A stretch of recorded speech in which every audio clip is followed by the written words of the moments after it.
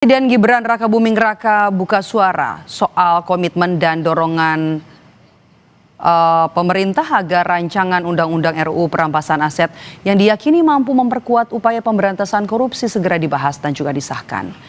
Gibran menyampaikan pandangannya soal RUU Perampasan Aset sebagai instrumen kuat melawan korupsi.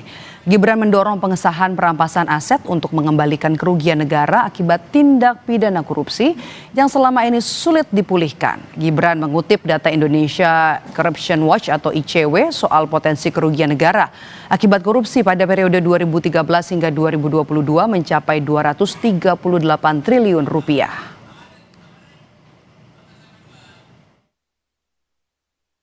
Indonesia sangat perlu memperkuat sistem hukumnya agar mampu mengembalikan aset negara, membuat jera para pelaku, serta melindungi masyarakat dari potensi kerugian akibat korupsi. Teman-teman, komitmen dari Bapak Presiden sebagai pucuk pimpinan negara sudah sangat jelas. Tapi kesungguhan Bapak Presiden untuk memerangi korupsi dengan instrumen hukum baru yang bisa membawa manfaat besar bagi bangsa. Jika kita sungguh-sungguh ingin memberantas korupsi, maka koruptor harus dimiskinkan. Inilah esensi dari RUU Perampasan Aset yang saat ini menjadi sangat penting dan mendesak. Menanggapi pernyataan Wapres Gibran soal rancangan Undang-Undang Perampasan Aset, Indonesia Corruption Watch atau ICW menilai penting bagi pemerintah dan DPR menegaskan komitmen dalam mendorong RUU Perampasan Aset harus disertai aksi nyata untuk mewujudkannya. Wacana RUU Perampasan Aset ini muncul kembali ketika adanya kritik publik berkaitan dengan pemberantasan korupsi yang dikeluarkan oleh TI, Transparansi Internasional, berkaitan dengan CPI yang menurun begitu. Jadi bagi kami adalah penting untuk menegaskan bahwa pemerintah dan DPR itu harus memiliki komitmen terhadap RUU Perampasan Aset, dan jika tidak prosesnya masih akan ditunda, maka itu hanya apa yang disampaikan oleh Wakil Presiden Gibran bagi kami hanya sekadar lip service belaka saja. Kita akan bahas komitmen pemerintah memberantas korupsi melalui RUU Perampasan Aset yang disuarakan oleh Wakil Presiden Gibran Rakabuming bersama politisi Partai Solidaritas Indonesia atau PSI Valdo Maldini dan juga peneliti Pusat Kajian Anti Korupsi atau PUKAT UGM Zainur Rohman. Selamat petang, Bapak-bapak. Selamat petang, Mame. Selamat sore. Oke, saya mau ke Mas Valdo terlebih dahulu. Apa tujuan Wapres Gibran Rakabuming mengungkapkan pemikirannya di kanal digital untuk disampaikan kepada publik? Tapi jangan dijawab dulu, kami jeda sejenak saudara. Kami akan bahas ini usai jeda di Kompas Petang sesaat lagi.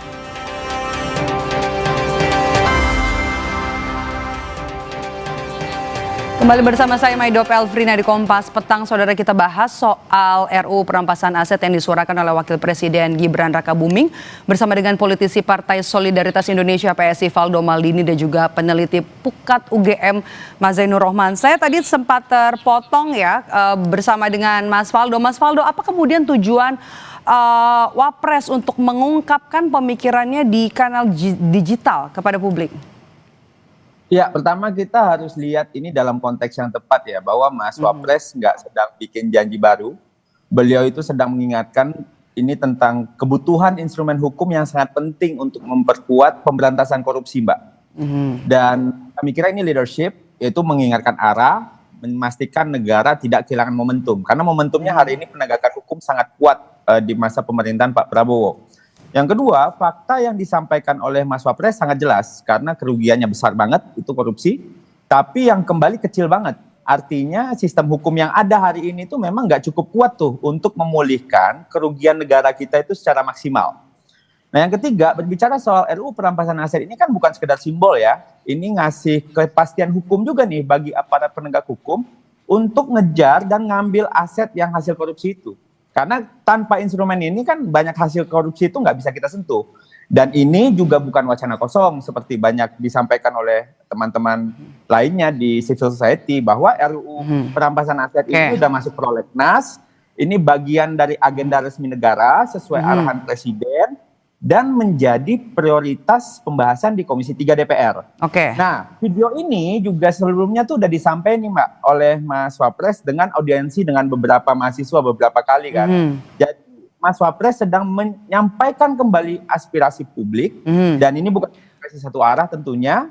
Ini adalah respons dari beliau keliling menerima audiensi dari masyarakat. Gitu loh. Mas Faldo, apa yang kemudian dilakukan oleh Wapres supaya RUU perampasan aset ini bisa cepat gol begitu loh di Dewan, di DPR? Ya tentunya kalau kita ingin serius ya Mbak ya memberantas korupsi, ya ini soal keseriusan untuk kembaliin uang rakyat, itu yang pertama. Dan ini juga bukan di atas kertas, ini juga bisa dipakai untuk MBG, Kopdes Merah Putih, CKG dan lain-lain. Tentunya proses politik harus kita dukung. Nah, pemerintah udah oke nih. Disampaikan juga waktu di tahun 2019 itu direvisi Undang-Undang KPK, itu DPR yang inisiatif. Nah, makanya kalau menurut kami, kita dari PSI ya, kita mendukung penuh lah apa yang disampaikan oleh Mas Gibran, karena ini juga tidak hanya soal pemberantasan korupsi, tapi penindakan agar pemulihan keuangan negara. Nah, kami kira kita harus sama-sama dorong ke DPR gitu, Komisi 3 terutama untuk menuntaskan RUU ini gitu. Karena kalau nggak dituntasin, ya lagi-lagi ini teman-teman akan bilang ini janji lagi gitu loh. Dan sebagai negara demokrasi, bagian dari proses legislasi dan ini juga merupakan komitmen negara yang namanya sistem hukum harus kita perkuat. Dan kami kira mungkin kita tidak butuh hari ini sinisme soal ini, tapi dukungan agar ini sama-sama nih reformasi hukum ini bisa selesai. Mas Gibran mantik, mudah-mudahan ini menjadi isu yang akan membesar, termasuk bagi kami di PSI, mendorong proses legislasi di DPR untuk bisa lebih cepat dan ini tidak lewat lagi Mbak, karena kan kita tahu, karena korupsi ini kan korupsi ini masalah, RUU perampasan aset ini untuk ngambil kembali apa yang mereka rampok gitu loh. Oke, Mas. Orang pemimpin ngingetin, ini bukan komunikasi politik, ini komitmen untuk memastikan negara hadir di pihak masyarakat. Oke, Mas Zainur, apa yang harus dilakukan Wakil Presiden supaya soal perampasan aset tidak hanya jadi wacana saja? Ya aksi nyata dong. Kalau hanya sekadar pidato, Presiden Prabowo sudah lebih sering dan banyak berpidato soal itu. Tapi nyatanya indeks persepsi korupsi Indonesia saat ini anjlok menjadi 34/100 setara dengan Nepal dan negara-negara Afrika. Ini artinya kegagalan pemberantasan korupsi dalam waktu 1 tahun terakhir. Kalau memang misalnya Wapres ini punya inisiatif ya, mau kolaborasi dengan Presiden Prabowo, silakan bisa roadshow ke parpol-parpol, yakinkan ketum-ketum parpol bahwa ini adalah RUU yang dibutuhkan untuk mempercepat efektivitas pemberantasan korupsi. Atau kalau ini adalah presiden, menurut saya sangat mudah. Kumpulkan ketum parpol, terserah mau di Hambalang, mau di Istana, beri perintah kepada mereka agar mereka semua dukung, agar RUU ini bisa segera untuk disahkan. Tapi Mbak Maidof, saya mau kasih sedikit wawasan soal RUU perampasan aset. Ini ada kesalahpahaman di publik bahwa seakan-akan ini menjadi panacea, obat dari segala macam bentuk perbuatan korupsi di Indonesia dan kesusahan untuk aset recovery. Padahal sebenarnya RUU perampasan aset itu kalau dibaca dengan teliti, itu adalah komplement. Dia bersifat pelengkap dari Undang-Undang Tindak Pidana Korupsi dan Undang-Undang sektoral lainnya terkait dengan tindak pidana yang bermotif ekonomi.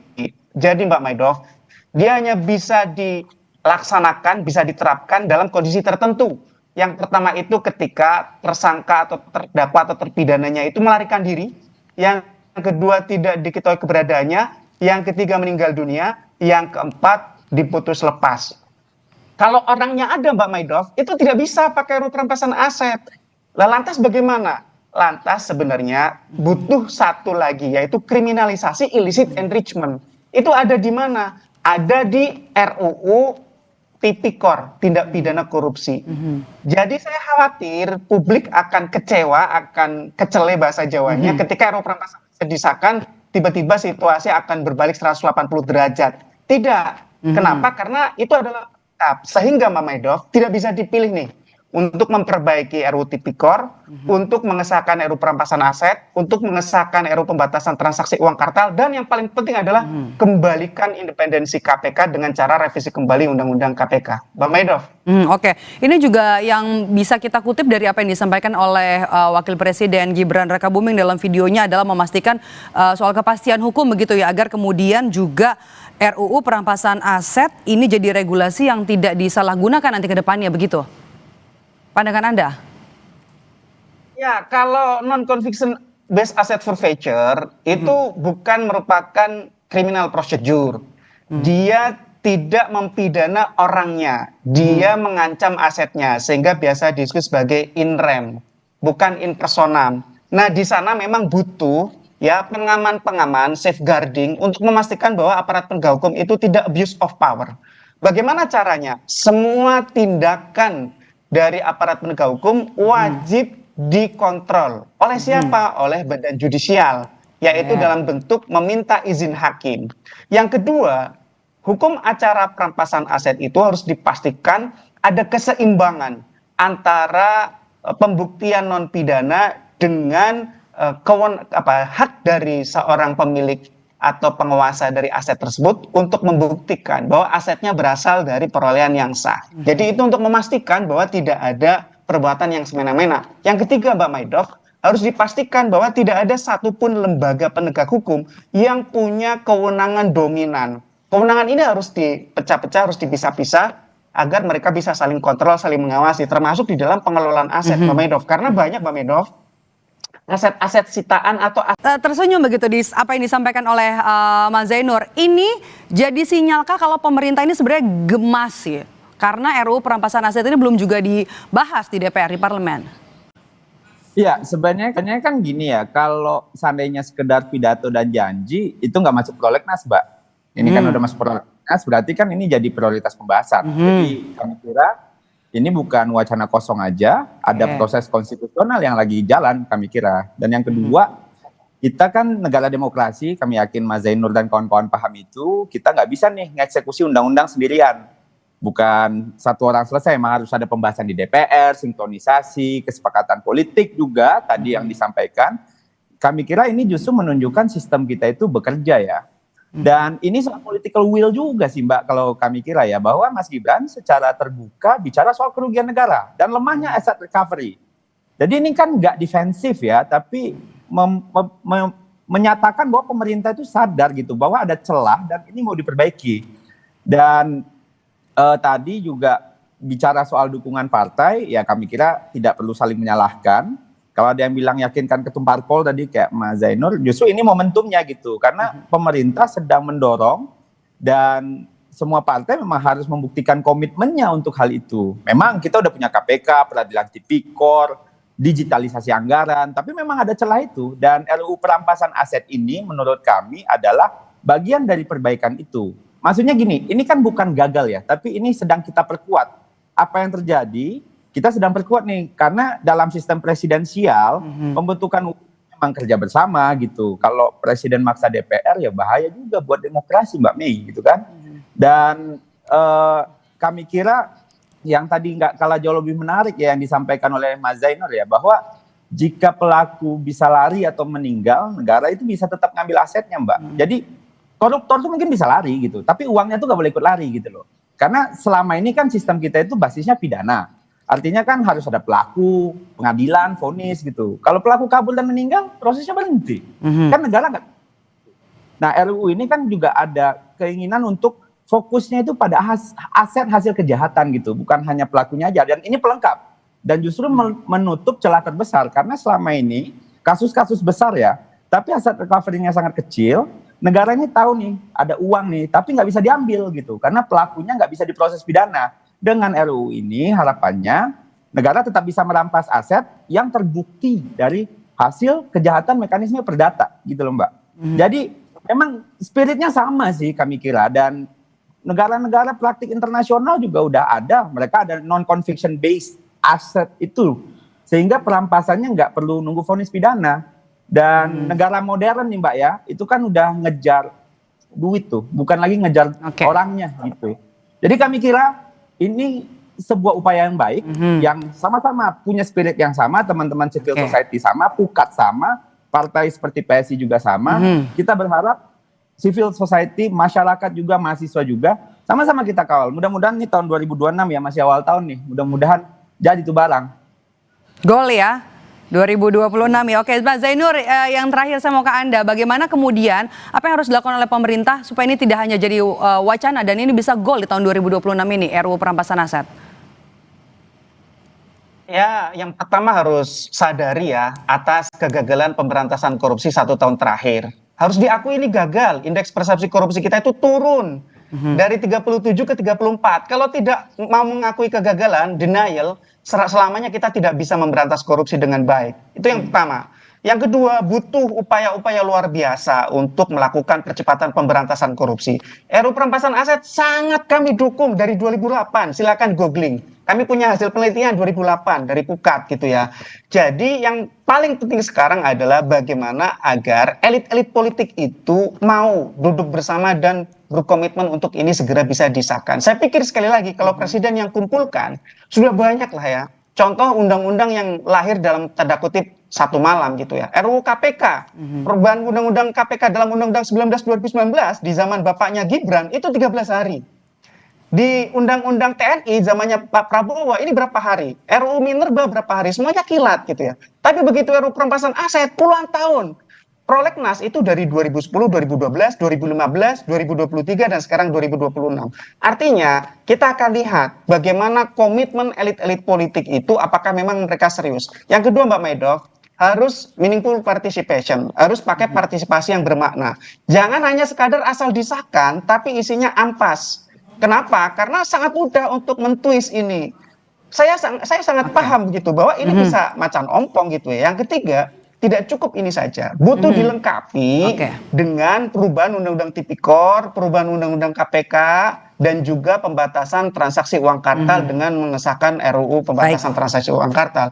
Mbak Maido. Oke, kita tunggu nanti apakah bisa digolkan di DPR 2026 ini RUU perampasan aset. Terima kasih sudah bergabung bersama kami, Mas Zainur Rohman dari Pukat UGM dan juga dari PSI Valdo Maldini. Sehat selalu Bapak-bapak. Terima kasih.